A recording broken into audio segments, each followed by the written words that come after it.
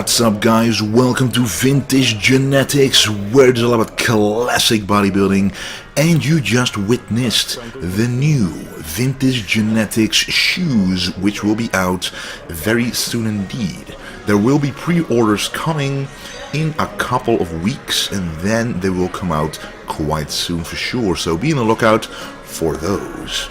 This workout will be a chest workout with only old school exercises performed by the bodybuilders of the 70s and 80s, which is exactly what I strive for to be. So of course, pretty much my favorite chest exercise is that we start out with the bench press, and as you saw, set number 1 is actually already quite a heavy set, because it already was 100 kilograms or 225 pounds. Now I call it set number 1, but beforehand I did a lot of warm-up sets, which I don't count, but which are very important for sure. And on the back of the shoe it said, "Stay golden," of course. But this will be set number 3, and as I said, I can only go this heavy this quickly if I only did the warm-ups before.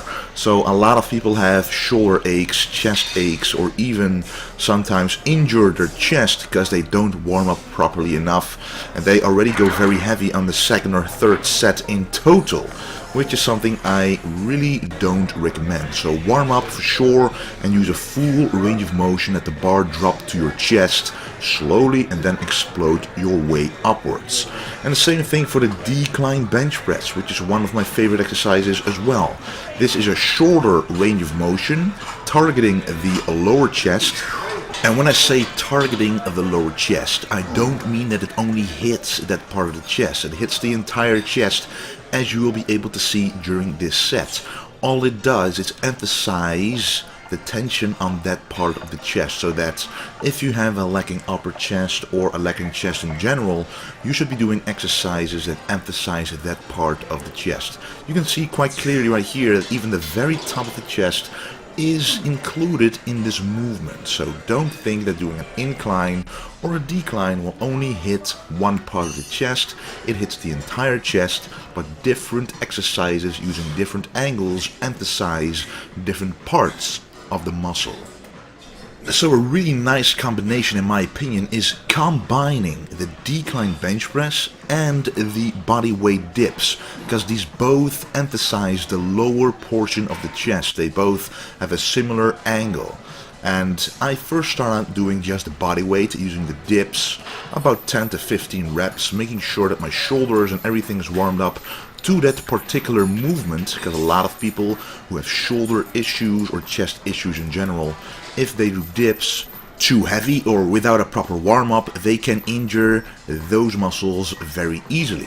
I, however, have not had any issue at all by using warm-up sets every single time. So even if the muscle itself is warmed up from previous exercises, I always like to do one light set before starting a new exercise to get used to the movement itself. So right here you can see the actual range of motion. I like to go down a little lower than 90 degrees, really stretching out the bottom of the chest, as you can see right there, and then going up as high as I can until failure.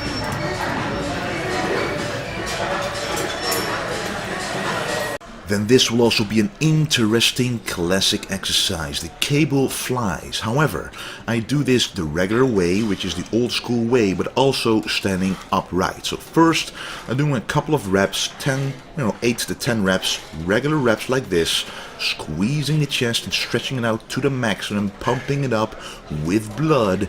And once I've done my reps using this version, I take a step back and do it upright. So my upper body isn't angled forward anymore, it is pretty much upright. And what this does is increase the stretch again in the lower chest, just because it's picking a different angle, stretching out different chest striations, different chest fibers, causing a different response. That is what bodybuilding is about, using small changes, different angles to target a certain muscle from every possible angle and way to make it grow in every possible thinkable scenario. And the upright version is actually quite challenging to do. So first you do the regular cable crossover flies with a higher weight and then drop the weight by about 40 to 50% to be able to do this exercise properly, because to really contract the chest to the maximum, doing it this way is really a lot more challenging than angling your body forward the regular way. So I would advise you to try this exercise for yourself and see what it feels like. You will feel a difference. And then a special bench press indeed, a guillotine bench press.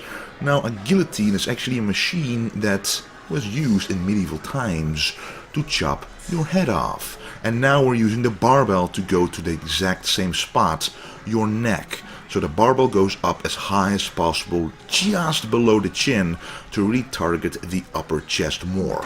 Again, this is an exercise that targets the chest from a slightly different angle, but as you noticed, we have only been using classic old school exercises, mostly free weight exercises, because those I prefer to do the most. A lot of people think they cannot get a pump using free weights, but trust me, if you do a full range of motion, if you keep the tension on the muscle as I'm doing right here, going down slowly on the negative, causing more blood to rush into those muscles, then you will get a pump for sure. And by the way, doing this exercise really does require a spotter, because as you can see, I started to feel right there. I was lucky it was a very light weight, but all of a sudden, without warning, especially after already having done a couple of exercises, you might fail, and without a spotter, you will be in a lot of danger, and it might literally turn into a guillotine device. Anyway, the next exercise is for the side delts. As most of you guys know, I like to combine the side delts with a chest workout and the rear delts with a back workout. Why? Because during the chest workout I already worked the front delts, and all that's left is the side delts, because during back you already work the rear delts. So what I want to work now, because there's already warmed up already blood into those shoulders, I want to finish off the side delts. And I'm not doing this with a heavy weight, because the heavier the weight is, the more your traps are being involved. As you can see right here, even when using a quite light weight, the traps are still doing some effort. It is really difficult to get the traps out of this movement. So just imagine if I went a lot heavier with a lower amount of reps, I would be using a lot more traps without the focus on the actual side delts, which is not what we want. We want to fill up that small muscle group with as much blood as possible to get as many gains as possible. And I'm doing this as a finisher, this last set, with one arm to make sure that I go to the max. And then the triceps are next. The incline skull crusher, a different variation from the regular skull crusher, of course, and this actually puts more tension on the triceps, again a different angle from usual, but as you can see, I'm letting the bar drop to my hairline and then pushing it not only up but also backwards. And if you look at my triceps, you can see that the tension stays on there at all times, and that is what we want during an exercise: time under tension. The more time your muscles are under tension, the more growth will occur. So the moment that you should record yourself, and if you are lean enough, you can see the muscle actually contracting or being under tension or not. If you see the tension disappear, you know that there's something wrong in the movement, and if there's something wrong, you should be able to fix it by looking at how you perform the exercise. And this is how I've learned from myself, from just looking at recordings of myself and being able to improve my range of motion, the way I execute the exercise, and in turn get more muscle gains, because even after 10 years of bodybuilding I can still learn a lot of new things. And this exercise is really for the long head of the triceps. The previous one was that as well, the long head and the medial head, which are the biggest portions, the biggest parts of your triceps. So if you have lacking arms in general, train those triceps, because those are the biggest part of your arm. The biceps will pretty much always grow and be in proportion for most people as long as your triceps are big enough, and that is something I want to work on for sure. And then to finish off the triceps, a great exercise is the tricep kickbacks. You can do these with dumbbells or with a cable, and I actually prefer this cable version because at the top you still have the tension pulling on your triceps and you can really get a nice contraction for sure. And with a dumbbell there's a lot more work to be done in terms of keeping your arm up, you know, lactic acid forming in your rear delt, being it more difficult to stretch a tricep, especially because the dumbbell doesn't stretch a tricep at the bottom and stuff like that. So really changing it up from the dumbbell to the cable is, you know, sometimes a good idea to get a different sensation using the same kind of exercise. But anyway guys, this was the chest video. The next video that will be up will be me talking about when and why you should be competing in a bodybuilding show. So a lot of people ask me this, and I already mentioned this in the previous video as well, that people want to know if they are ready to compete.